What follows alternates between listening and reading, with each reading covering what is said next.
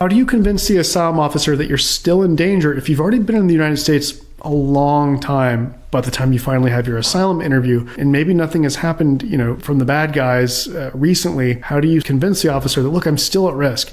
Because to be sure, this is something that they will ask you. They'll say, look, I understand some bad things happen, but that was a long time ago. That was 7 years ago. That was 9 years ago. Why do you think you're still in danger now after all this time? You need to think about this carefully ahead of time to try to point to things that indicate that, yes, you are still in danger. Sometimes people have facts that are like, well, the bad guys went to my family's, my parents' house 2 months ago and said, we're going to get her when she gets back. That would obviously be a clear sign that they're still interested in harming you. But sometimes there's nothing like that, right? Like you haven't had any kind of threats like that. Nothing has happened that directly indicates like, look, I'm still at risk. Then you need to just focus on anything else you can point to that shows that people like you are still getting harmed for reasons that are the same as, the reasons for which you fear being harmed. Like if you're a political activist or whatever the protected characteristic at issue is, you want to show that, look, the bad guys are still doing bad things to people like me. And so even if they're not actively looking for me after all this time, I could still come to their attention again.